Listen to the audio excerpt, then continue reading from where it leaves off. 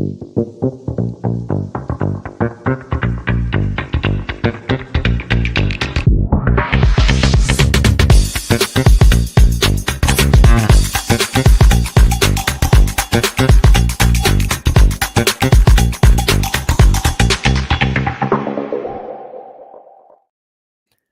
may live over 5,000 miles from Lincoln Financial Field, but what we lack in proximity, we make up for in the film study. And each and every week, we'll be bringing you in-depth film breakdowns from across the pond and the Sooner State. Welcome to On the Shane page. I'm your host, Shane Haff. You can follow me on Twitter at ShaneHaffNFL. I'm joined by BGN's own film guru, Jonny Page. Give him a follow at JohnnyPage9. Jonny, how are you doing this evening? I'm good. Is it? Evening. Yeah. Even for me, it's not even really the evening now. We're early this week. Yes, I'm very good. It's proper Philly this week, isn't it? The Eagles win, and everyone wants to complain. We've already got two great comments moaning. I love it. Yaka already talking about how bad the offensive line play calling was, and then Zach with a great comment: death taxes and backside timing routes. You know, these people listen to us when they're talking backside timing routes, and we've been live for about 10 seconds. Yeah. But yeah, I don't know. There's obviously things to be critical of this week. There's no doubt. The Eagles very, very nearly lost to a team that they are quite clearly better than, in my opinion. But NFC title game, home favorites. You can't really ask for much more. I am very much in analysis mode now, but I must be honest, I was a little bit surprised by some of the negativity on Sunday. My instant reaction was just, thank goodness they won, because I really did not want to lose that game. And I really want to watch this team for another week. So, overall, I'm very, very happy with the team. Yes, we're going to pick some holes in some things this week. No, it was not a perfect win by any means. But you know what? The Eagles win a lot of games, Shane. But all the complaints, what is it this year total? Have they now played lost 3, won 16? Is that playoffs included? I mean, for all the complaints we have, that's not bad going at all, is it? We're maybe slightly spoiled at some points. It's pretty remarkable considering what they were 2-2 as well, weren't they? Yeah. So, there we go. And yes, we'll get this straight out of the way. GGN 10's comment about snow. We'll just say full disclosure. I'm not going to mention the snow because otherwise every single point I mentioned today, I could go, but the snow may have played an impact. So I'm just going to say, if you disagree with anything I say because you think it's because of the snow, that's perfectly fine. I obviously admit that the weather impacts games, but it's also if I want to break down the game, I can't just say to every single play, but the snow could have made an impact. At some point, we have to just analyze the game. And if you lot want to think to yourself, yeah, I agree, but snow probably played an impact, you're probably right. I'm just not going to mention it on every single clip, personally. Yeah, he said snow games are annoying to watch when you care about the outcome. And I hate snow games. Absolutely hate them. Everybody's like, oh, it's an instant classic because the playing conditions were miserable and nobody could move. And I hate it. And I've been killed on social media 2 years in a row for bringing that up in the playoffs. So I'm not bringing it up on social media anymore, but I hate playing games in the snow. But yeah, we're going to dive in and let's start with the offense, Jonny, because I'm sure that's what most of the people want to talk about. But before we dive in, I do want to mention Jonny and I will be doing a Eagles Commanders schematic preview tomorrow. Just like we did last week for the Rams, it will be in our Patreon. So those of you that joined as free Patreon members last week, maybe you consider joining on one of the 1-week trial memberships because this show is going to be Patreon exclusive. But we're also doing a jersey giveaway at the end of the month to someone in our $5 a month tier. So maybe you sign up, you get great coverage through the playoffs, you get in the jersey giveaway, and you can get out after a month if you want to. I think it's well worth it. But let's dive into the offense. And I do just want to say, because every point I have is going to be about the passing game, and discourse on Twitter is always great. That's why I'm a lot more in the Patreon Discord now than Twitter. But I've had a lot of comments about how, I'm not saying I want the Eagles to air the football out more. I'm not complaining about the style of football that they play. I'm perfectly content to be a run-heavy team that plays really good defense. That said, this run-heavy team in a blizzard game dropped back to pass 27 times. And those outcomes just weren't good enough. And so as I talk about the pass game, I'm not implying I want the Eagles to go 5 wide and air raid. I'm just saying let's have some better plans when it comes to the passing game. And I don't really think anybody can reasonably disagree with that. So let's jump in. And my first point is let's play the blame game, Jonny, and let's talk about the Eagles sacks. And so let's just go through each sack. Yeah. Tell you what I think, you can tell me what you think, and we can work through it. So yeah, sorry, Shane, just to give the people a little bit of takes as well. I saw this, obviously I saw your points in the notes before we started recording. And my first point was going to be about processing and like basically full field reads and backside reads. And I think they go hand in hand with the sack blame game. So I'm probably going to combine my point with yours here. So as we talk through this, I will probably reference a lot of points on the passing game. In all honesty, our first point is basically just going to be passing game. And it's a lot of what we're going to talk about today. The whole pod's not going to be negative, don't worry. But I think the first little half, maybe. And also there's some lovely comments in the chat already from a few people, especially Kajella, encouraging people to sign up for the Patreon and that they've learned loads from the folks in the Discord. Yeah, we do put a lot of takes in the Discord, a lot of takes. I've been buzzing for this podcast all week because I've been really struggling to say what I think in a written form, if that makes sense. So I'm looking forward to this. Yeah, we'll go through the sacks, and I think the sacks will pretty much highlight the majority of my plays anyway. So we'll combine our first point. Yeah, last comment I want to shout out Matthew saying, talking about the Patreon, come for the analysis, stay for the jersey giveaways, or pictures of farm animals. So yeah, if you're in the Discord, you've seen pictures of my farm animals. You know that I spent last week digging up a new septic sprinkler line, and you got pictures of that. It's great fun. So, but let's dive into it, and let's just talk about the sack. So on the first sack, the Eagles motion Saquon Barkley out of the backfield, and nobody moves with Saquon. So this is kind of an indicator that it's going to be zone coverage. And so the Eagles have like double slant at the top of the screen, which would be your man beater, but this looks like zone. And so we're going to flare the running back out, run kind of spacing concept at the bottom, which is meant to beat zone coverage. The problem to me here is that this actually isn't zone. It is man. It's a really cleverly disguised man coverage by the Rams, but it ends up being man coverage nevertheless. They get a linebacker bailing off the line of scrimmage, and he's going to pick up Devontae Smith over the middle. And so Hurts opens up to the zone beater side, but it's man coverage. And so it's kind of a disaster. Yeah, Shane, sorry. I'd say it is zone, but it's like zone that plays out like man, isn't it? Like, I don't think they're lining up the linebacker on Devontae Smith. He's going to carry him vertically. But right. it's like a zone match, I guess. So they like almost pick up, and it's the way the world is these days. It's zone, but it does, you're right, turn into man due to the numbers. Yes, yeah. So I mean, that linebacker's not like 100%. I have Devontae Smith pre-snap. He's got whoever comes inside. So they're sort of playing man from zone alignments a bit. And so, I mean, you could say like rip this ball to Jahan Dotson, and that's your only viable option here. You cannot go to the backside. Hurts can't throw to the backside. Like, you cannot come to that backside slant route and throw it. It's just not going to work. And so, to me, ball needs to come out to Dotson. If you don't like the look to Dotson, throw it in the dirt at Dotson's feet, but don't take a sack here. And so I tip my hat to the Rams play calling on this one. I think they got the Eagles on this one on the chalkboard, but Hurts still needs to just get this ball out to Dotson, even if you just throw it in the dirt at his feet. So what are your thoughts on that one?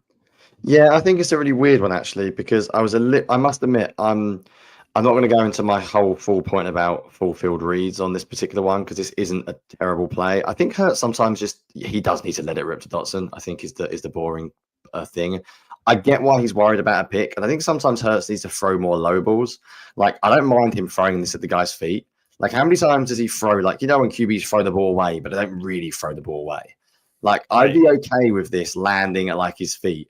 Like, and maybe he catches it. It's a tough catch. Maybe it falls on the ground. Like, it's a tricky one. I think the interesting thing for me is that we talk about motion all the time, motion being great. And I don't know if the motion actually helps the Eagles here, because I think motion actually basically forces Hurts to go to his right-hand side. If you pause it now, Shane, you've essentially got 4/3, 2/2. So what I would love, I called this live or on Twitter like a pre-snap problem, and you can disagree with me, and you could say no, Hurts makes the right decision reading it to his right. But actually, what I would love Hurts to do here is just the second he takes the snap, just confirm that they're 2-on-2 at the top, and I would go straight to the double slant.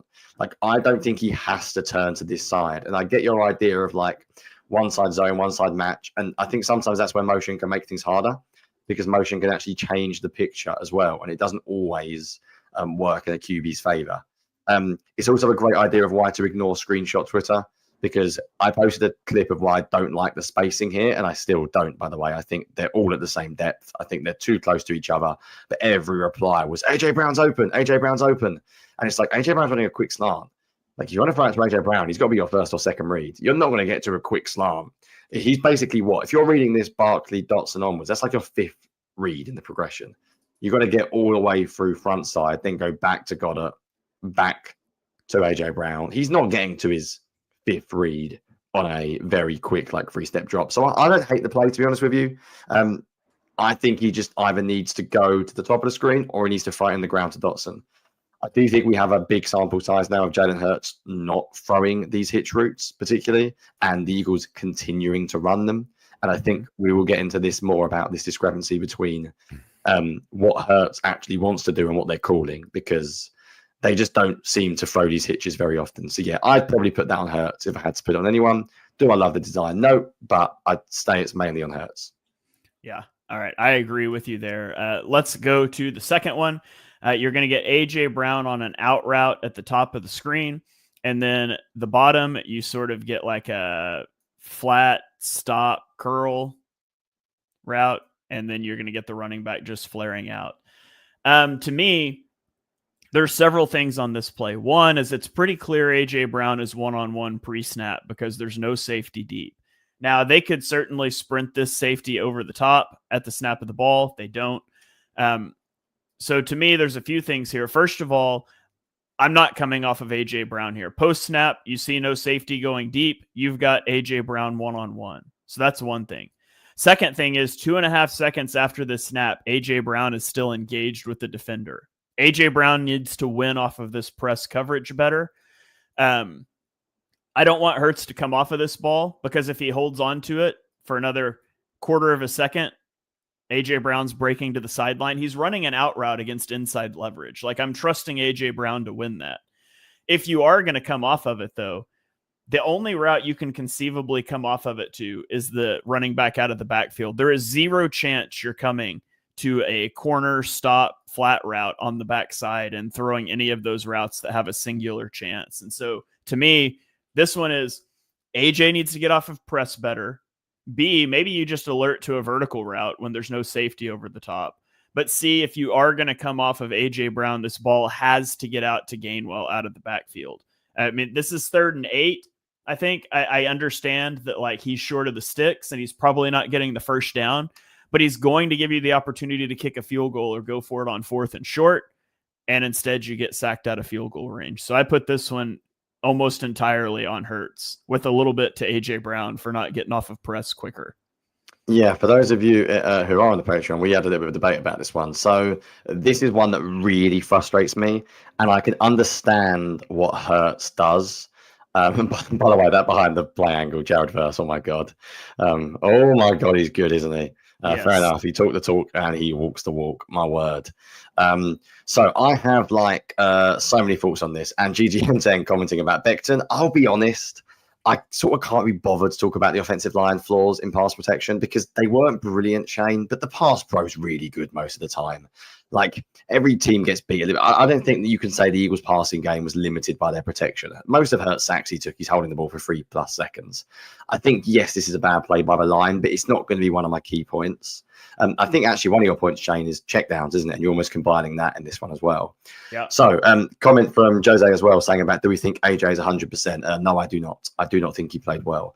So, this play, there are so many things in this play. I put in the BG and I went on and on about this play in my film review, and I said I could write an essay about this. I hate so many things about this play. I think there's so much blame that goes around. So where I disagreed with you was you thought that Hurts should have stayed on AJ Brown. I'm going to be honest. I think AJ Brown gets a little bit wrecked here. Like most quarterbacks aren't staring at a guy for 3-4 seconds. Like he's not getting anywhere near off press. And this is where, Shane, we spoke about this. I hate the backside. I mean, realistically, right, what are we actually asking Jalen Hurts to do here? So I assume this is something the Eagles coaching staff want him to do. He's meant to be reading the top of the screen for man coverage. He's decided to come off AJ Brown, and then he's dropping his eyes to the left. Like, the odds of him being able to complete any of these routes to the left, number one, none of them are open anyway. Like, no one is a hope in hell of being open. He's been staring to the right-hand side of the screen for like 2 seconds, and he's meant to just magically like come backside and hit. It's not in his route. It's not in his line of vision. So I'm going to speak a lot about how the Eagles can get better. And one of the things you can do is you can have everything come open in his line of vision. And what I mean by that is you see like the deep corner route that someone is running. Like, I don't know who the receiver is there. You can circle him, turn that into like a deep post or something. So then what you could do is Jalen Hurts hasn't got to look the entire way across. I mean, look how far left, Shane, these routes are. And look how far right AJ Brown's route is. You are asking him to go from one sideline to another sideline. And I said this a lot in the BGN article, and I don't mean it as a criticism. Jalen Hurts is not that good. He is not good enough to do this. And I think it's sort of time the Eagles accepted that. That doesn't mean Jalen Hurts is bad. That doesn't mean Jalen Hurts shouldn't be paid by the Eagles. He is a limited quarterback when it comes to progressions. He is. He always has been. He has been going back to Alabama. And I think some people make excuses for him. And I think some people on Twitter, if you say he's limited, they go, you hate Jalen Hurts. No, I don't. I don't hate Jalen Hurts. Would I pay Jalen Hurts again? Yes, I would. Am I fine with him being the franchise quarterback right now? Yes, I am. He's 26 years old. He's a extremely mobile, massive culture guy, a winner, as Nick Sirianni would say. This play is just infuriating because they're asking him to do something that I don't think he can do. So there are a lot of sort of free things I would like to do here. Number one is put some of the other receivers in his line of vision. So maybe run one of them on the post, as I mentioned. Maybe run Devontae Smith running a deep in or something, just so Hurts has more one side of the field. Secondly, alert AJ Brown. So you could also just say we're going to alert AJ Brown and basically say to AJ, if you get one-on-one, run vertical. And what does Hurts do? Throw it to AJ Brown. And everyone went mental. The Eagles offense has no creativity. You can't keep throwing deep shots one-on-one. But the Eagles completed a hell of a lot of them. I'm in the situation now where I do not mind taking one-on-one shots deep to AJ Brown. And the third thing you can do is, this is hard, by the way, Lamar Jackson, who I think might be the best QB in the NFL, or at least top 3, obviously. He had a horrible fumble this week, trying to do too much. Mobile quarterbacks try to do too much. I think Nick Saban spoke about this this week as well. It is 3rd and 8. Mobile quarterbacks hate taking checkdowns on 3rd and 8. They hate it. But at some point, you have to just live to fight another down, and you have to take the check down. The problem is, Shane, is that Hurts could juke Jared Verse there and run forward, and we'll go, what a play. So I think at some point you have to accept that a lot of mobile quarterbacks take more sacks. I'm not going to kill them for it that much. My problem with this play is it's another example of Hurts trying to do stuff that I don't think he can do. And I think at some point, the quarterback coach needs to tell him, look, you're reading one side of the field. We're going to run a lot of half-field reads this week. We're going to simplify it for you. That doesn't mean things are bad.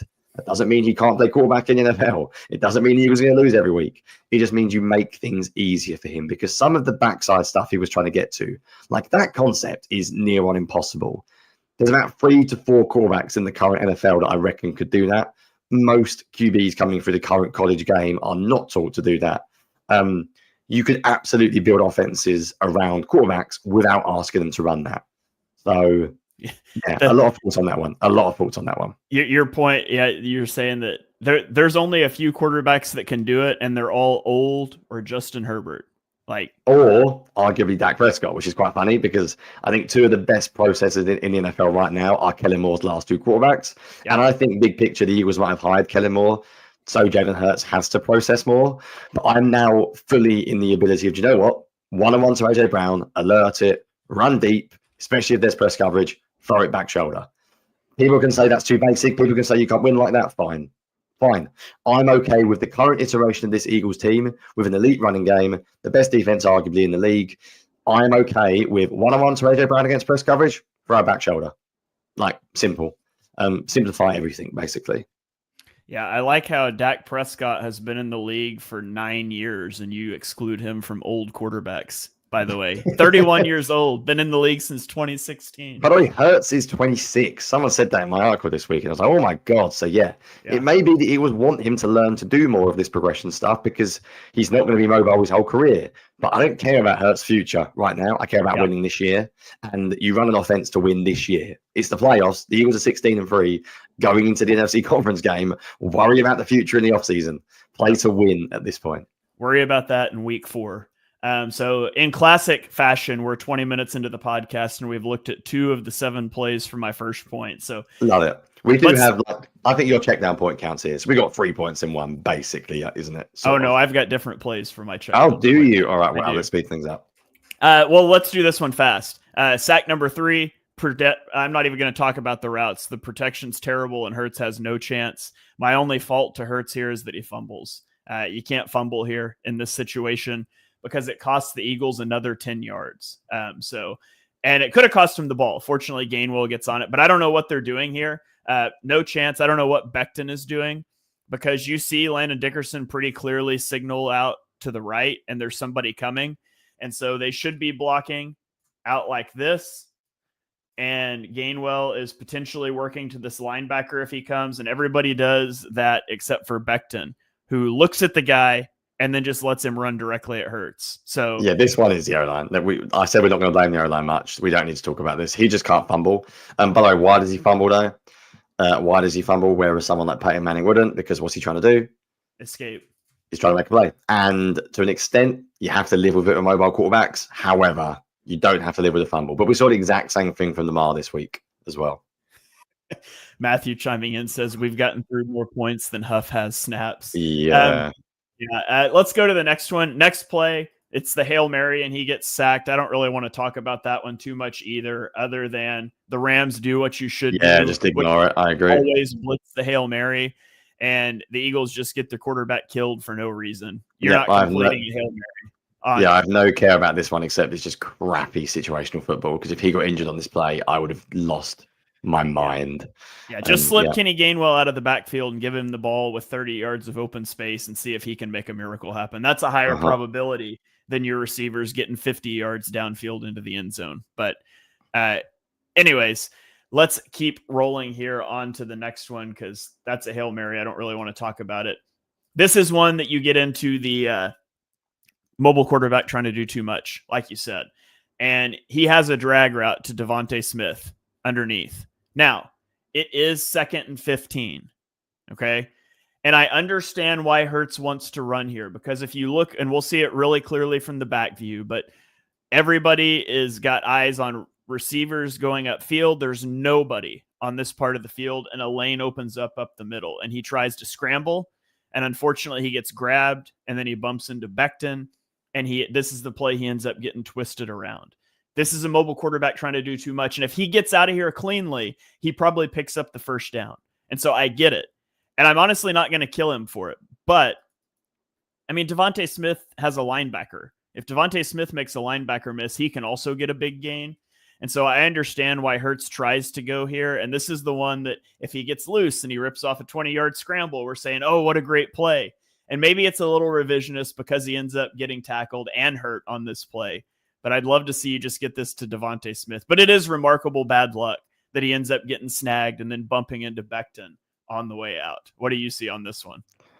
Yeah, nothing particularly different. I think, maybe just trying to do a little bit too much with his legs. I think this ball can probably come out earlier. Speaking of which, at least the Eagles ran a crossing route because I barely see mesh anymore, Shane. The Eagles' staple play that worked for like half the season, just didn't see it in this game. Which is another topic for another day, but there we go. Yeah. All right, well, let's get to the safety. And on this one, maybe don't run verticals from the 8-yard line 2 plays after your quarterback got injured. So there's a lot of elements here. That's the crappy play call portion of this. Just quickly, Shane, I did see Kellen Moore in his press conference took blame for this one, which I think was nice because it's not fully his fault, but he did take the blame on this sack, on this safety. Yeah, so that's the bad play call portion. The bad Hurts portion is that Dallas Goedert chip releases over the middle and is wide open. And then the bad protection part is Cam Jurgens just whiffs his protection. And when you get bad QB play, bad design, I mean, look at Goddard. Look at Goddard here. So that's the bad QB portion. And then you get the bad protection that adds up into a safety. And you can see from the back view on the protection what's going on. I saw some people insinuating this is on Landon Dickerson. This is not on Landon Dickerson. The Eagles are pushing their protection to the right, which means that we're one-on-one on the backside here. Cam Jurgens is not expecting help from Landon Dickerson. Now, because this edge rusher drops out, Jordan Mailata does a really good job of coming inside and pushing Dickerson. And so Dickerson could have done a better job of getting into this defender, but it's not his responsibility. Cam Jurgens was not expecting help he didn't get. Cam Jurgens just whiffs on this protection. And so also just another thing is like, if you just fall forward here, you're out of the end zone and you don't take a big hit. So like, I know bullets are flying, all that stuff, but I would love Hurts at this point that he's dead in the water just to fall down forward, and he's probably not going to get hit hard, and it's not a safety. So just a lot of stuff on this one, and there's plenty of blame to go around. It's interesting, Shane. Sometimes if you go back to that one, sometimes you see things you didn't actually see before. So I 100% agree. I think Hurts has to eliminate this quicker. When we talk about elimination, that's basically the same thing as processing. For those of you listening, I just like the phrase elimination because it basically means you eliminate what isn't open. So read number one, not open, gets number two. If you actually pause it when the guy's bearing down at him, he's made no movement to go to Goddard yet. So I think one of the reasons why he doesn't throw it to Goddard is he doesn't really look his way until basically he's hit. If you go back to the original view as well, I hate this play call because I think it's I just don't understand how many deep drops they continue to take. But like I think when you see him behind the end zone, he's staring to the left. Like he's got to speed up his process here. Like, and I don't really know what he's waiting for, unless he's hoping that middle defender like goes elsewhere. Your process has got to be sped up. Your process has got to be sped up. Again, if I wanted to be a little bit critical of the design to an extent, you could argue like the fact that he's reading a guy to the left and then he's got to get his head around to Goddard from the right. You could do things to maybe keep things within his line of vision. For example, Goddard could run maybe more of like a shallow route. So he's coming across the formation. So Hurts hasn't got to move from left to right. There's other things you can do. But I think, let's be honest, people that are putting this on design are probably trying to make maybe too many excuses for Hurts because you can't take a safety here, despite what Kellen Moore said. I think this also goes back to my point from earlier on that even if you're worried about a defender being there, just throw it low and hard into the ground. I saw people saying he can't throw it away, he's in the end zone. You're never going to get a safety called as long as it's near a receiver. As long as it's near him. If you aim for Goddard's feet and it's a couple of yards short, the safety's not getting called. So, yeah, he can't take a sack here, but he's also quite simply not healthy at this point of the game, and they are quite clearly calling concepts that do not suit him. So it's frustrating from sort of so many different aspects. Yeah, anytime you take a safety from a snap that started at the 8-yard line, unless the ball was snapped over your head, that's bad process. It's really bad from everyone. That's just bad. Like, let's be honest, that's bad all around. Yeah, and then the final one, this one will be quick. People were upset with the play action boot call on 2nd and 7. I liked it. They had run it 4 times in the game and never gotten less than 5 yards. On this one, Goddard simply doesn't seal the edge long enough. And so this was 2nd and 7, wasn't it, this one? Yeah. Yeah, so I mean, if you get the minimum that you've Yeah. gotten on your other ones, you're going into a 3rd and 3. Like, they have not thrown an incompletion off of a bootleg. They haven't taken a sack.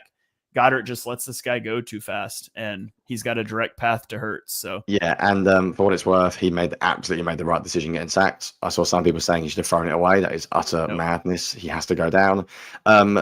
Good comment Matthew, you just commented saying on the safety, my half-field strategy would have worked. I think I'd possibly agree as well, as I mentioned just then. Toilet Paper with a good comment saying there's times when Hurts moves on from his routes too fast. There's times where he stares at his first read for too. Sorry, TPY. TPYT says this, of course. But I agree, and that is exactly what happens when a quarterback is not sure what they're seeing. Basically, it's hard being an NFL quarterback. You get told you're eliminating too quickly. There are times in the season when he's eliminating too quickly. There are times when he's too slow. You almost feel like you can't win as a quarterback, and it's a sign that you're not particularly comfortable. And that's basically it. Right, Shane, I'll go straight on to my second point, nice and quickly. We've done the first one there together, but we do want to get through a few different points. So I put as my second point, simplify everything. I've already mentioned a little bit of this, which is why I'll just go straight through with it. Simple doesn't have to be bad. I'm fed up with people thinking complex is better. It's not. I have no problem calling Jalen Hurts a half field. Doesn't mean he's one read and done, but you can start running progressions that are more within his line of sight. So what I mean by that is a lot of progressions these days, or a lot of coaching staffs these days, like to run plays that you said half side man, half side zone. Fine, but the problem with that is you basically limit yourself to 2 or 3 receivers on each side of the field, and it also means that if you misread man or zone, you end up trying to get backside. And there are other things you can do. You don't have to call plays like that. I've already mentioned you can call plays where all of the receivers come into his line of vision. Things like drive or like mesh, for example, mesh with a like deep route over the top of it, and then you can just have 2 receivers on the outside running go balls to like alert it. You don't have to have a man versus zone side. And I think the other thing you can do, Shane, is you can go back to a Brian Johnson speciality in that you can just throw it deep a little bit more. Like you can just take your outside the number shots. So other ways you can simplify it, by the way, running bootlegs, running simple ways. Again, it doesn't mean the quarterback's bad. It just means that the way you are trying to win at the moment, this is how you want to win. There's a whole argument the backside timing routes are not great anyway. You see loads of pick sixes on backside digs. Like it's risky throws for QBs. I'll give you an example of how to make things simple. On AJ Brown's drop, it's a good example. So play 7 of my film thread, please, Shane, if you happen to have it up. I know you're probably bringing it up right now. So I can't remember what down and distances was, but the Eagles make the correct decision here. So they have a 2x2. And they basically just run like, I think it's 4 verts actually. I think this is in the 4 verts family. And they see single high and he just throws it to AJ Brown. It's not a hard read. It's basic. And you could say you can't live off this kind of stuff, but it's not all you have to do. But one way of simplifying things is Hurts is an outstanding back shoulder thrower of the football. He's an outstanding deep thrower. Do a little bit more of this. And this should have been an easy completion. I didn't post the other viewpoint, but it's an awful drop for what it's worth. Like it really is an easy catch for AJ Brown. So I want to simplify everything. I do not want to see backside timing routes this week. I want to see everything easier on the quarterback. If that means more quick game, fine. If that means more down the field shots, fine. You've got the backside view here. You can see it really clearly. This is that literally for AJ Brown, for any wide receiver in the NFL, really, that's a bad drop. It happens. I think AJ Brown probably catches that 99 out of 100 times, but that is what I mean when I say simplify it. We just haven't seen that very much. It was second and 1 too. Second and 1, by the way. Even better. Like perfect time to take a shot. We just don't take enough shots outside of numbers anymore. That is my second point, basically. All right. Well, that was nice and fast. Mine's going to sort of go along with that. My second point is let's stop taking sacks. And there's some check down and some design things I want to tie in. And so I want to talk about 4 plays, and I'll try to do it really quickly. So on this first one, the Eagles run mirrored hitch routes, mirrored hitch vertical routes. So we're going to get verticals against the seam. We get hitch routes. And this is in the 4 verticals family. And it's not going to be open because the Rams spin into too deep coverage. And so you're not threatening the seams. You're not really threatening vertically. But you know what you do? You release your running back right over the ball. And so your linebackers are carrying things vertically. The ball comes out to Saquon. It's a 6-yard gain on first down. Like, let's get running backs over the ball more, making themselves available to the quarterback so we can get him the ball. And I just think that was a good job of Hurts. It's not there. What you wanted is not there. Just get the ball out. Another one I wanted to show is a lot of times the Eagles just have a do or die concept. And this is 3rd and 3. They did it on 4th and 4 late in the game. They're going to run a slant route to AJ Brown. And if that slant route is not open, good luck, because there's nothing else. The tight end is just pressing vertically to generate a window for this. And then on the backside, you get a curl route and an out route. And we all know what I think about backside timing routes. There's no chance. And so this is going to be a completion to AJ Brown, right? And so I don't want to nitpick it too much, but let's make it easier. Like, What if instead of having Goddard just run vertically, we run crash? And so we give him another option here to throw the ball if A.J. Brown's not open, if they do overplay that slant route because it's becoming a tendency. What if on the backside we have, a post route and a dig route? So we get things coming into Hurts's field of vision. Or what if we just always said our front side concept is to the bottom of the screen, so our topmost receiver is just always running a vertical route? And Jalen, if our crash concept's not open, you know that you're going to have a receiver 30 yards downfield. Just throw it to him one-on-one. Like, there's a lot of things that you could do here, but what the Eagles do is they say, if AJ's not open on the slant, we're going to take a sack and we're going to punt on 4th down. And I hate that. Dislike that so much. Now let's go to another one that I thought was really good. This time, this is 3rd and 14 on their own 5-yard line, and they get an isolation out route at the bottom, and Hurts doesn't like it. What I like is that there's something baked in if he doesn't. We get vertical routes on the backside, and we just get Saquon swinging out to the flat with Dallas Goedert as a lead blocker. And so Hurts eliminates this look to A.J. Brown, balls out, and Saquon actually ends up picking a first down. Like, those are the types of things you need. Give me a clear option that we can go to if number one's not there. Yeah, I love that call, by the way. That's probably the best play call of the game. Yeah. That was really good. And then this last one I'll show. This is going to be crash to the bottom. Again, I just talked about this. The Eagles love this concept, and the Rams play it very well. But at the top, there's nothing there. We get a vertical route up the seam. We get a curl route, and we get a swing route. Like, there's nothing you can throw there. How about we get our running back on an angle route, breaking back into Hurts's vision? Like, that could work. How about we run double post wheel on the backside and we get our running back one-on-one up the sideline against the linebacker? Like, there's a lot of things that you could do to give something in play on the backside. Hurts has nowhere to go with this. Now, I think the reason the Eagles don't like to put things over the middle of the field sometimes is because they want it to clear out so he can run. And you see that's what happens here, right? It's 2nd and 8, open of the field. The middle of the field is wide open, and he scrambles for the first down. Hurts got twisted up on his knee. His mobility may not be an option for the rest of the playoffs. I don't know. We're not going to know. But if it's not, they need more of these routes coming over the middle that Hurts can dump it off to. So you want to stop taking sacks. Stress to Hurts, 1, 2, check down. And I think they just don't have those things in their offense right now. Yeah, that's how I would go about things as well. That was another play, by the way. That's basically pick a side, isn't it? Mm-hmm. That's crash one side, then other side, pick a side. And the problem is that it looks like crash will be open. And basically, if you do a good job of disrupting the initial route concept, there's not really anything Hurts can do. And I think the Rams did a very good job stopping crash. They had a lot of times where they dropped like a linebacker inside of A.J. Brown. So A.J. Brown was cutting inside.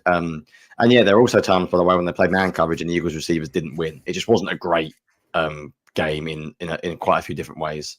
Right, let's get on to a couple of good points, actually. So I will talk a little bit about my favorite thing in the world, which is the run game. Bit of a weird run game, Shane.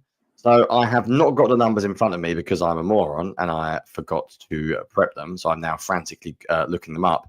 But the Eagles' run game was not actually that strong in this one, which is a weird thing to say. 35% success rate. Saquon averaged, I think it was 2.7 yards per carry if you exclude the 2 long touchdown runs. Right, there's some actual numbers. It was like 20 carries for like 60 yards or something, wasn't it? If you exclude the 2 long ones. And you could say, well, that's like very Cowboys-ish. If we had those plays, we wouldn't have won. Was it Micah Parsons that said that or whatever? But essentially, like, you can't just run explosive plays because running game is meant to be about consistent offense. So it is a problem. However, I'm not going to speak about the problems of the run game this week because I have a feeling, Shane, and I said I wouldn't talk weather much. So I'm not going to go into detail, but the Eagles just didn't run gap scheme this week very much at all. And I have a very, very big suspicion that the field conditions play a role in that because you don't want offensive linemen pulling and so. So I think they ran a lot of very basic zone runs up the middle and didn't win. But I do want to talk about the good runs because they were awesome. They were really, really cool, every single one. So we'll start. I'll very, very quickly run through them. We'll start with the Eagles' first touchdown, which was my favorite play in the world, play 2 on my film thread. I got so many tweets when this happened in my Discord, just counter bash. It doesn't get any better. I know, obviously, I think it's Bexton's block, or no, it was next play actually, wasn't it? Bexton's block goes viral.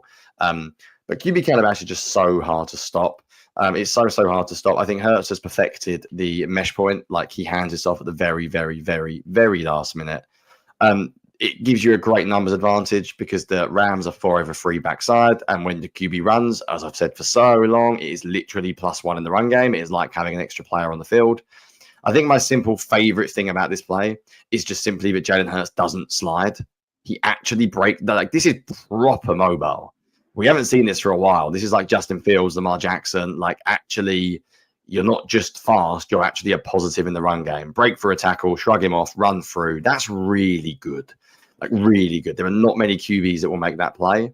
That is like old school Jalen Hurts when he was running the ball a lot more. And I'm glad he didn't go down. And if you look, he's outrunning people there. He is outrunning defenders at the end. That's about as fast as I've seen Hurts run. And it's very sad in the same game he hurt himself. Not running, by the way. How many quarterbacks get injured from the pocket? People was moaning about running quarterbacks getting hurt. A lot of the time it's from the pocket. But that was a really, really cool play.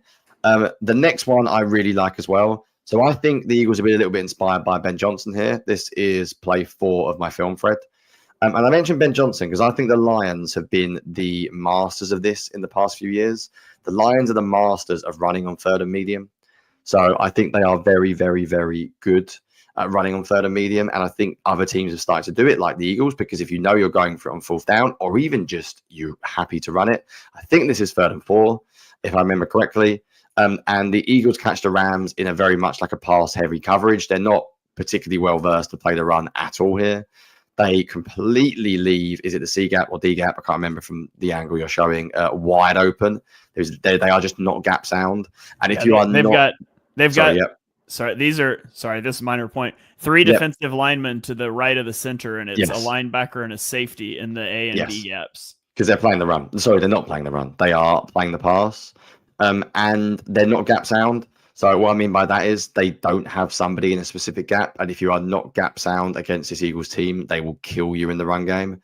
I can't really say enough about Saquon. I feel like there are moments when you watch sports, doesn't matter what sports you watch, where it's like someone's destiny to be great because he's that good. You just know he's going to do something special. There are not many athletes I see a lot in my time where I think they're the best player on the field every single time they walk out and they're more athletic than everyone else. But I think Saquon Barkley is that. I've seen a lot of quotes from people coming up to on the sideline this week, like other players saying, "You're the best football player I've ever seen in my life. You're the best football player I've ever seen." And I get it. He looks like he looks like he's playing a different sport to everyone. So this is just athleticism. Like, that's just he just makes a. He's not even like a hard chain. He beats the safety with ease. We spoke about this, or I spoke about this last week, about if you do stack the box against the Eagles, you are taking a risk because there is always a chance that Saquon can take the distance. But by a mile, my favorite run is the last one. It's film clip number 12. This is so good by Saquon, like so good. It's just a split zone running play. But what do you want to do on split zone? You want to press the line of scrimmage quickly. Coaches always talk about running backs not stopping their feet. So he gets to the line of scrimmage, but he doesn't stop. He knows exactly what he's doing pre-snap. This is all planned. He is running through the A gap, and then he knows he's going to bounce it outside. He's running that to draw the linebackers and second level defenders up. And if you look at the Rams defensive linemen and linebackers, they jump to the inside when Saquon Barkley goes inside. I think that one in particular, or just on the mouse, jumps inside, and he just goes. He knows exactly what he's doing. And then he just roasts the safety again. Like, he's so fast. The safety can't even get near him. He shrugs him off like he's not even there. A couple of good comments from Carjella saying it gives him the same feeling when you saw Usain Bolt running. It is like that. It's like when there's a destiny that an athlete is that good that he's going to do something special. He is playing at that level. And yeah, Matthew making the comment that's gone around this week that Jalen checked both of those runs. That is true. That is true from what we've heard. Both of them were audibles, which is cool. But it is just like ridiculous. Like, it's sort of ridiculous how good Saquon Barkley is. I enjoy watching him so much. I think the only criticism this week is that the running game wasn't as dominant as it could be. And again, when we go back to the passing game and why I'm fine with it being simple, it's because every team is different, and this team can have a simple passing game because the running game is so good and Saquon Barkley is so good. And if anything, Shane, when you've got a good running game, negative plays are the worst thing that you want. You don't want to take sacks. You want to stay on schedule. So it makes even more sense to simplify the passing game because there's no need to have negative plays when the running game is this good. So yeah, that's basically it for offense. For me, I would just say that it is really cool watching Saquon. Forget the X's and O's, forget the schematic thing. You're just watching a guy who is playing as well as anyone I've ever seen play the position. Yeah, I loved the clip that came out of his run with just the crowd noise in the background and the crowd erupting. And man, seeing him he's hitting his helmet when he's 10 yards from the end zone, and then he drops the ball and is sprinting through the end zone. He's just having a blast, and you love to see it. Real quickly, I'm going to talk about the Eagles play action bootleg game because I like it a lot. I won't belabor this too much, but just the Eagles, do it more. Just do it more, please. I don't understand. Yeah, the Eagles are going to motion Johnny Wilson in a fullback, and then he's going to run the clear out route, and you get a release by Goddard into the flat, and you get the over route by A.J. Brown. I will say, I don't know. I've never seen the Eagles throw the over route, and maybe they're just never going to. But if you're going to, releasing your clear out route from the fullback position is going to make it really hard to clear it out for the over route because you sort of see how they're in the same space here. But Hurts just gets this out to Goddard, starts the game with 15-yard completion. That's super easy. And easy, Shane. Don't have to get backside. You can bring 3 receivers to one side of the field, all in your line of vision. Again, doesn't have to be rocket science. Yeah. It doesn't have to be that difficult. And just to point out something we'll come back to, watch how Goddard blocks on this one. Make sure the end is inside, and then we get out. That's what he fails to do on the final play. But this one is a little bit weird because they're going to play action bootleg right, and they're going to run Jahan Dotson out. And I don't know what he's supposed to be doing. So Smith and Goddard both kind of release to the flat. And typically, Dotson would be a clear out route, and you run the over route from A.J. Brown. But A.J. Brown doesn't run an over route. And so maybe they're just trying to work this corner route to Dotson. If so, this is a bad route by Dotson. Because right now, it's bad. It's really bad. As Hurts is coming out of this, if Dotson breaks this hard to the sideline, he's wide open. If he's supposed to be running a clear out route, you would have to have AJ coming underneath, and he's not. And if it was a clear out route, you would keep going straight vertically. And he sort of splits the difference and just runs this route that people are screenshotting and stuff, but he's looking back for the ball. But right now you've got a safety over the top of him, and he's not running hard. So you can't really make that throw. I don't think. You could make it, but that's a hard throw in the snow on the move. But if he would have just broken this to the sideline harder, this is wide open. But I'm just not sure the Eagles are even looking at that route. I think they're just doing it to get this flat release, which again is fine. I do think you're going to have to attack downfield off of it eventually just to make teams respect it. But this is 5 yards, and we'll take it. And so, Shane, I don't want to be too critical, but anyone that's ever played sports, any sport, when you and anyone who's ever played football in particular, when you don't really want the ball. When you're I don't really fancy this one. I'm not going to say this is what Dotson's doing here, but I'll be honest. This looks a little bit like if I drift towards the safety, this ball is probably not going to get thrown my way. And it's almost like now either he's being told it's a clear out route, in which case, fair enough. But this screams a little bit of I don't really want it. I'm not too keen on this because it's such a lazy drift. Yeah. He does look back at the ball, but you can see he knows where the defender is because he looks left at him. Yeah, it's pretty poor. It's pretty poor. That's not what you want to see. Let's be honest. Yeah, I would believe it's a clear out route. There's just nothing that he would be clearing space for. So I don't know. And then there's one other one I skipped that was a 4-yard gain. And then you get to the one that's the sack that we already talked about. But Goddard just doesn't hold that protection long enough. And if he does hold that protection long enough, I think the Rams are pretty well keyed on it at this point, but this is where you need to be able to throw this over route because if you've got a clear out, we're stretching this. I think you could throw this. Maybe not have A.J. Brown here, kind of condensing the space. I don't know why they feel like they need like this flat route and this delay release, but I do think they need to throw that over route at some point off of the play action bootlegs. But I love play action bootlegs. Let's do it more frequently. Yeah, and also let's do some to Hurts right as well. But basically, it worked every time except for when the Rams were selling out to stop the run at the end of the game. That was the only time it didn't work. And most weeks it works. So I have a radical thought, Shane, and it might sound crazy, but do the stuff that works just Don't a little do the bit stuff more. that doesn't.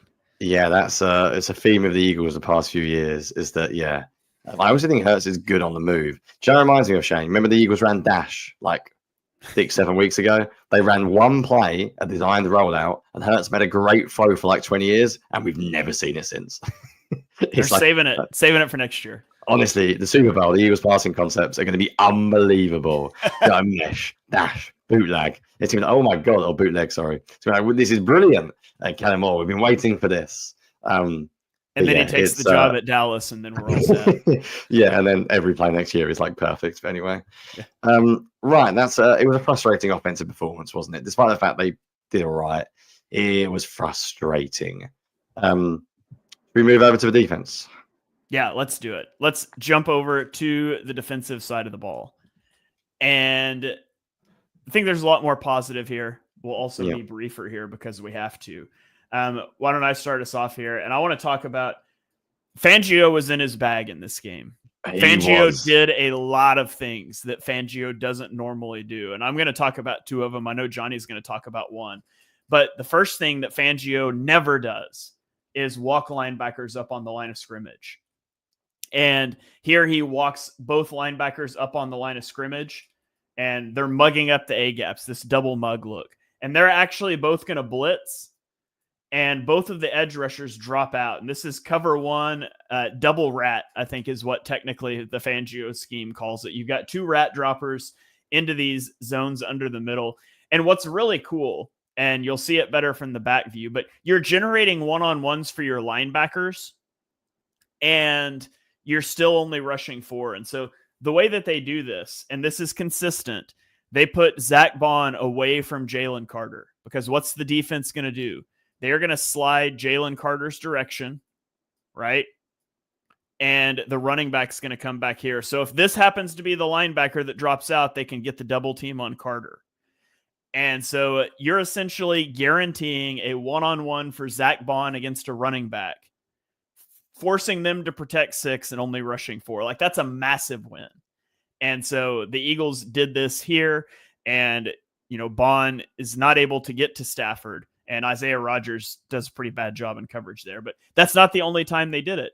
Here they do it again. They walk up both of the linebackers, and it's not mugging the A-gaps this time because Jalen Carter is in the A-gap. But this time they send all 6. They play cover 1 behind. And again, because you get Zach Bond to the side of Jalen Carter, you get him one-on-one with a running back. And Nolan Smith ends up coming up with a strip sack. And so they were doing this to get one-on-ones for Carter, and they were doing it to get one-on-ones for Bond against linebackers. And so you can see they're going to slide to Carter. We want to get 4 hands on Carter if the running back or if the other linebacker drops out. I thought this was really clever.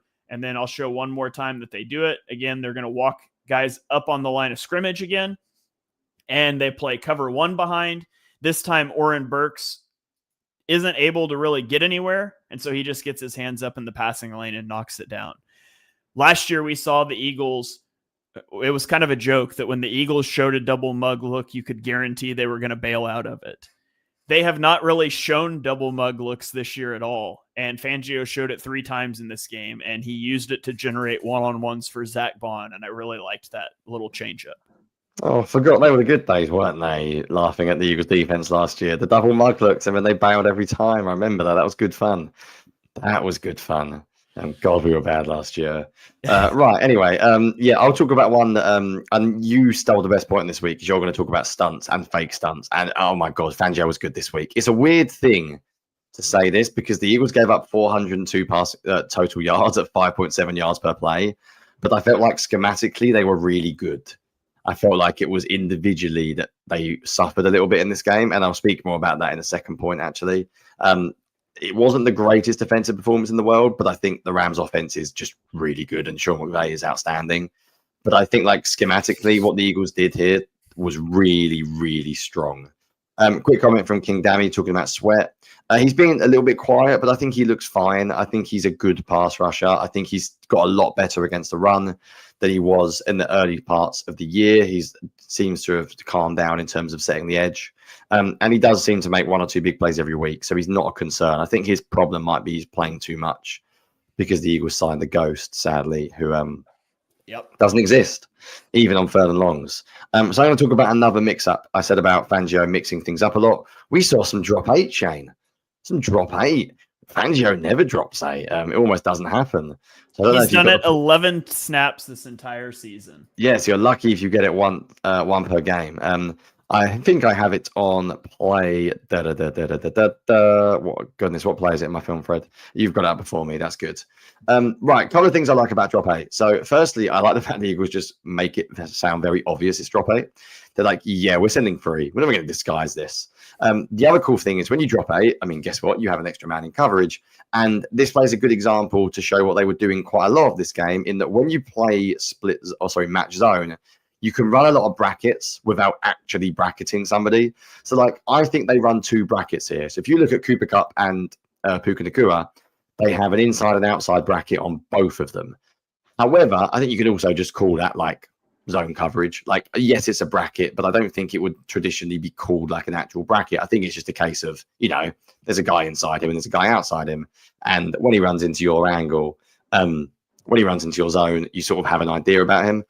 I think that dropping 8 is better against immobile quarterbacks. The worry with dropping 8 is that a very mobile guy can run around in circles for ages and can eventually just break down your zone coverage.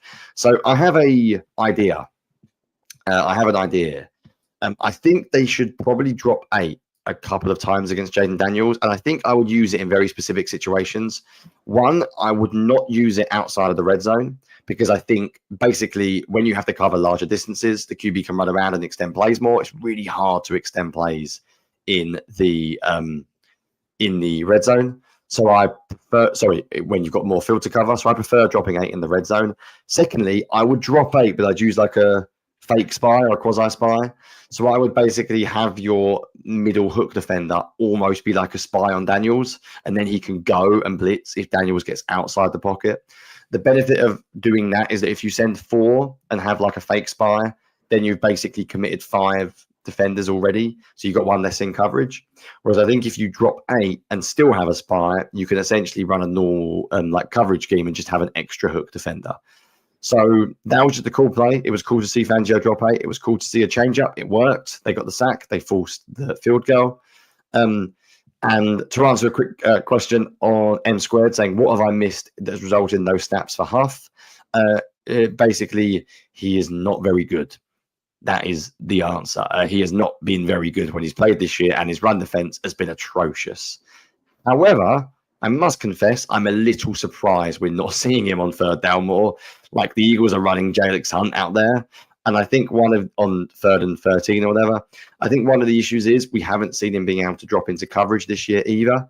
And I think the benefit of playing someone like Hunt is that if they do drop into coverage, that becomes an added bonus. But last time we played Washington, Shane, they ran some really good route concepts in the red zone and they murdered the Eagles zone match. Dropping 8 could be a way of changing things up and simply getting more bodies in the red zone to prevent any sort of coverage breakdowns. So maybe we won't see it because Daniels is very, very mobile, but I wouldn't be totally opposed to running some drop 8 this week. Yeah. All right. Yeah, that was an interesting change up that, again, is something that the Eagles just don't really do. And I'm going to go ahead and get into the pass rush games and some of the stunts, because that's another thing Fangio doesn't do much. And then I'll close out with our player spotlight on Oren Burks from the Patreon community. But this was one that actually Jalen Carter called on the field, and my clip cuts in after he already signaled to Nolan Smith. But they're going to run an ET stunt. An ET stunt is just where the end is before the tackle. You can also get a TE stunt, which is the opposite. But You get Nolan Smith rushing inside to the guard. He's going to collision the guard. The end is first. And the tackle loops around the outside, and he's going to get the sack of Matthew Stafford. And so you can see it play out here. Nolan Smith across the tackle into the guard. Jalen Carter's able to loop and just like bear hugs Matthew Stafford and picks him up, which I thought was hilarious. On this next one, the Eagles are in a load front. So they've got 3 defensive linemen lined up to the over or to the right of the center, and only 1 defensive lineman out wide to the left. But at the last second, they're going to kick Josh Sweat inside and they walk Zach Bond down, which is the versatility of Bond. It gives you a lot of things that you can do. Shane, just quickly on that, you said the last second. We are talking the last second. If you're an offensive lineman, that is god awful. That is as late as a rotation as you can basically ever see. Like, that is a 4-down front until Stafford basically snaps the football. That's tough to deal with. That's really tough. Yeah, absolutely. That's really hard to deal with. And you're going to get Jalen Carter rushing inside, and then Moro Ojomo is going to loop around him. And I think this is the play where Ojomo ends up getting the sack. And so I don't even know if that one was entirely planned, but you can see the way these guys play off of each other really well. Then let's get to the final drive. And this is where it gets great. The Eagles are going to run a twist with their defensive tackles. So Jalen Carter is going to rush inside, and you get Milton Williams looping around him. Now, this doesn't work, although Zach Bond is going to get a free run here through the linebacker and blows this linebacker up. But this isn't about Zach Bond. It's about the twist up front. So you see Jalen Carter attacks the center into the guard, and they do a pretty good job of passing that off. Stafford's under duress and throws it. Okay, 2 plays later, we get to a 3rd and 2. And I want you to watch what Jalen Carter does, because Jalen Carter is going to start to cross the center again. And you can see the center turn and look for the defensive tackle that he's supposed to be receiving. And then Jalen Carter just gets upfield. So watch right here. We're engaging with the center, right? We're crossing the center, and watch see the center's head turn. He's turning to look for the other defensive tackle. And then Jalen Carter just throws him off and just murders Matthew Stafford. It's so good. Shane, just quickly on that as well. One other thing is it doesn't just fall the center, it falls the right guard, because I think the right guard is planning to double Jalen Carter. If you look at the right guard. Yeah. And I think when he sees Carter stunting, he then goes, okay, well, I'll double up on the edge instead. It's so good.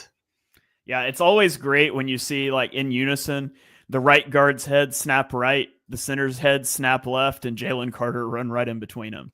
Quick question. Do you reckon this was coaches or Carter? I think this was just Carter. I think he might be a special football player, IQ-wise as well. I have a feeling he may have just been like, do you know what?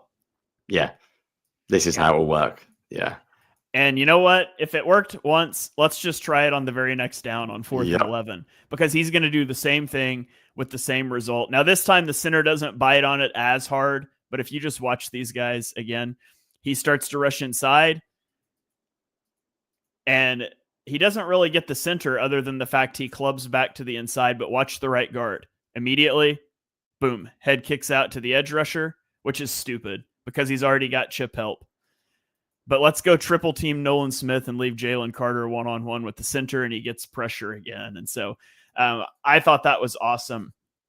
We had a comment here asking about, could those twists and stunts be a way to bait Daniels into stepping into pressure this week? Absolutely.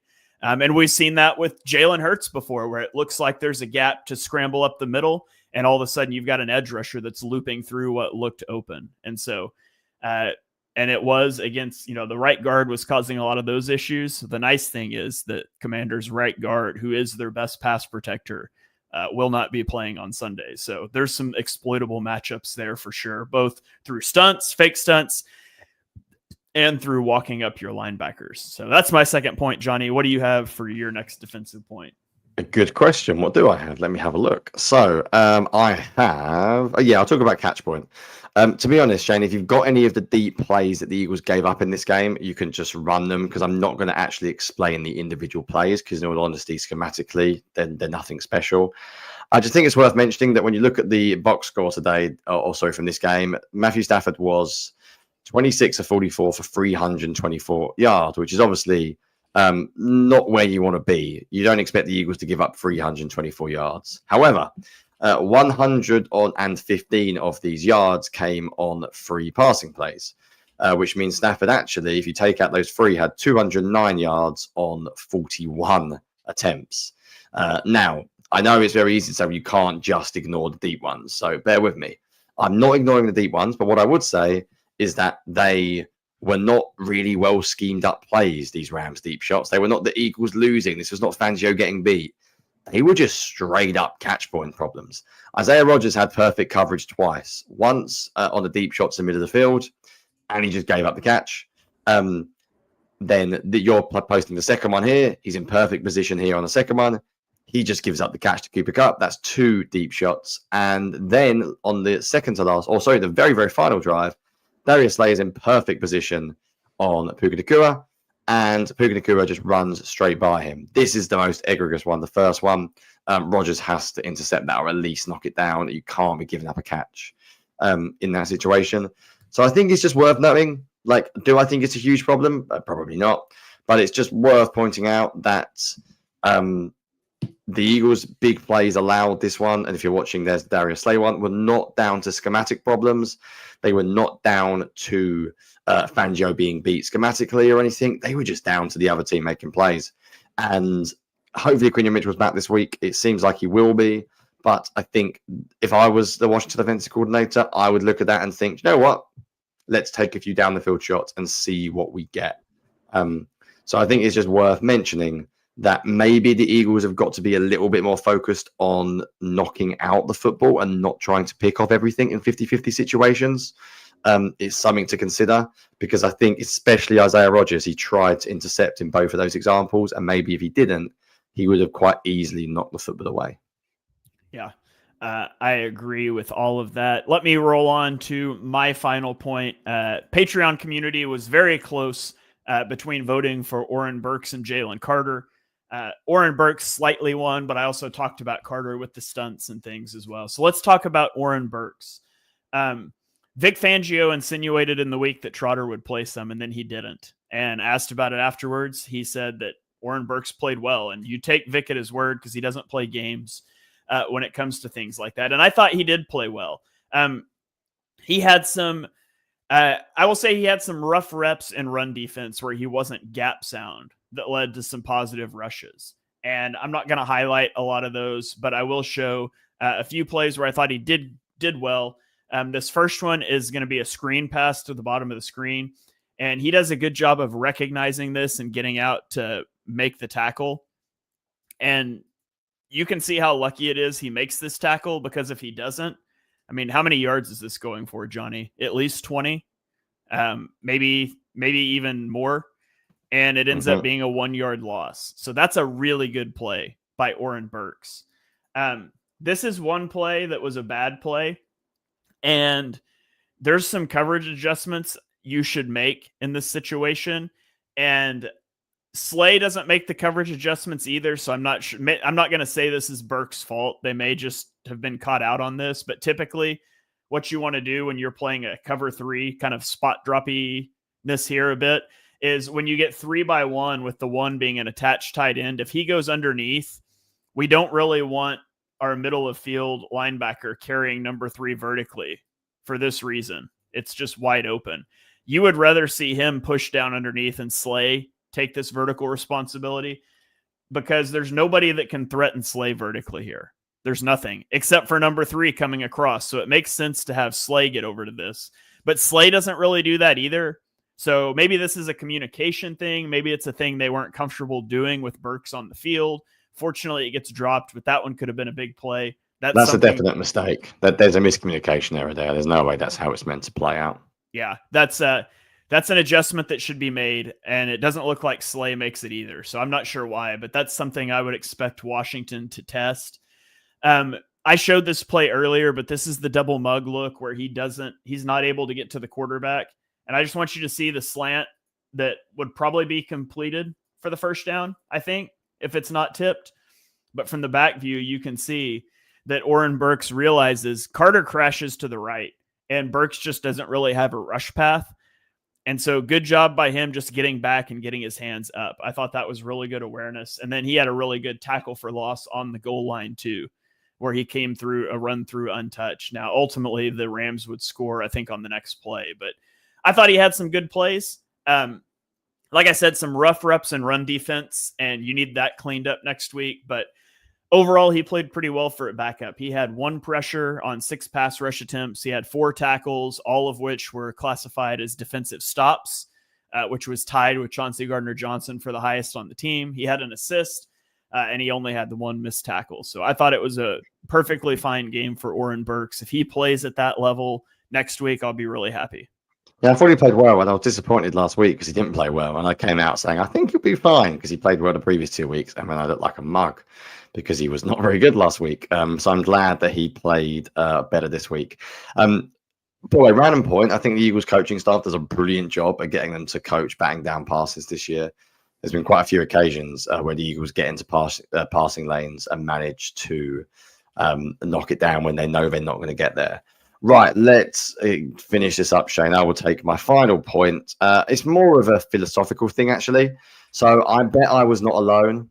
I was watching the game on Sunday, and I was watching the Rams on the second to last drive march down the field, and I was screaming at my TV going, why are we playing prevent? Why are we playing prevent? And maybe you disagree, Shane, but then I watched the film and went, oh, we're not. We're not playing prevent. We're playing the same coverage as we played all game. I basically think the problem is that NFL players are human beings, and human beings look at the scoreboard and go, do you know what I can't do now is give up a huge touchdown, especially in the snow.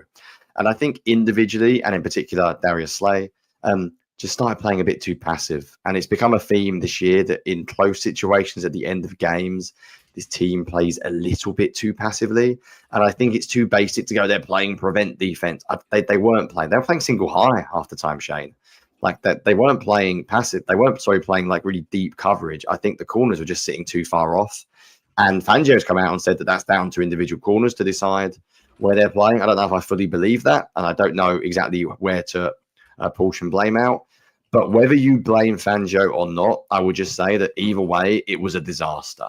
And the Eagles could have very easily lost this game because of how bad they were at the end on defense. And as much as we praise this defense, with 4 minutes left, the game was basically over. And to give up that touchdown so easily was really concerning. And I think as a general philosophical point, this team needs to be more aggressive at the end of games, because the odds of them playing an NFC Championship game and a Super Bowl without having a close ending are unlikely. In one of those 2 games, maybe obviously this week, if it's the only game they play, you were going to think it might go down to the end. And the Eagles need to not panic and start playing really passively. I don't think it's a Vic Fangio thing. In fact, Fangio at the end of games this year quite a lot has blitzed the hell out of teams. I didn't see like quarters every coverage. I didn't see like 4 deep defenders miles back. I just saw single high and I saw Slay too deep. And they gave up, like, there was a comeback. I think it was 2nd and like 10. And they just gave up like a 15-yard comeback. And it was like, oh, it's just too easy. So it didn't hurt them this week because they managed to squeak out of a win. But they very nearly lost because of how they played that final 4 minutes. And they've got to be very careful if they get in a similar situation. They do not do the same thing again. And we saw something similar last time we played Washington. And it ended with Jaden Daniels throwing the winning touchdown at the very, very end of the game. So I hope they are going to learn their lesson individually and philosophically and stay aggressive no matter how long is left. Yeah, I didn't understand. I don't think it was prevent, but I didn't understand why they were playing so much single high coverage.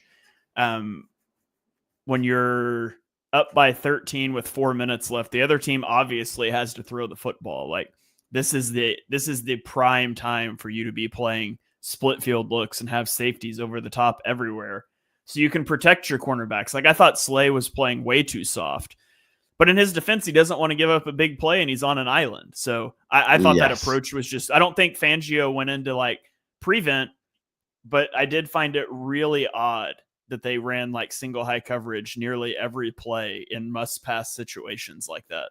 Yeah, we didn't get into that as a point, by the way, just because we can't get into everything every week. But we spoke about this in the Discord as well. They played so much single high.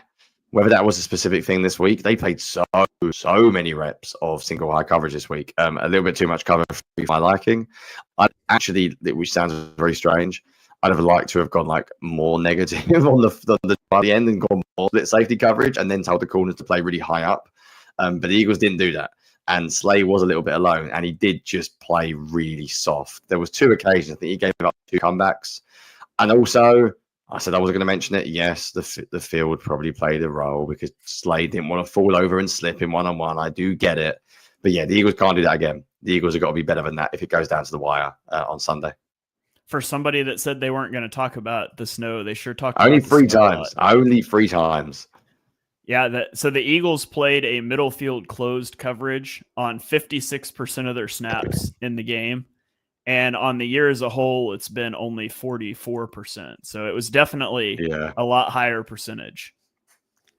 Yeah, it was surprising, to be honest. It was surprising. But yeah, overall, weird defensive game. Numbers look bad, but they actually played pretty well schematically. I just think individually they made too many errors. Yeah, there's a lot of balls bouncing the other direction when it came to 50-50 things. So, but then again, you also got a fumble that was just a dropped ball on a handoff, and then you got another punch-out fumble. So it's not like everything went their way, but there were a lot of those 50-50 things. There were some big drops the Rams had when they were open. So we circle back to the beginning of snow games suck. Let's stop having those in the playoffs. But I think that's going to about do it. Jonny, do you have any final thoughts before we get out of here? I want to make sure you got everything out you wanted to say. No, I think I'm good. I'm looking forward. Yeah, for those of you just listening, as we've said it about 100 times, we've got to stop saying it really. But Patreon is what we're plugging at the moment. It's really good over there, and you can help support the show. It's the best way of supporting us, basically. Because for anyone who has a podcast, there's not a lot of income in podcasting, so we are using Patreon to help us because it does take time. And also, for those of you listening now, we're doing a Patreon live stream tomorrow. So if you want to hear us preview the Washington game, you can sign up for a 3-week trial and then cancel in a week if you must. That is okay if you want to listen to us tomorrow. So yeah, it's going to be a good one to preview because obviously we both watched Washington twice this year. So that gives us a lot to talk about. So I imagine it will be a pretty in-depth preview tomorrow. Yeah. All right. Well, that is going to do it. Thank you guys for joining us for this episode of On the Shane Page. We hope you enjoy the content. We hope we're back next week breaking down another victory over the Eagles. And then Jonny, we could do like a full preview show for a Super Bowl because we'd have a week in between. It'd be awesome. But yeah, that would be awesome. Yeah, it'd be a lot of fun instead of having to condense it all here. But appreciate all of you for joining live. Go check out the Eagles Pin Pull Podcast Network. Go check out the Patreon at patreon.com/On the Shane Page. You can follow us both on Twitter. He is at Jonny Page 9. I'm at Shane Half NFL. And we'll catch you guys next time.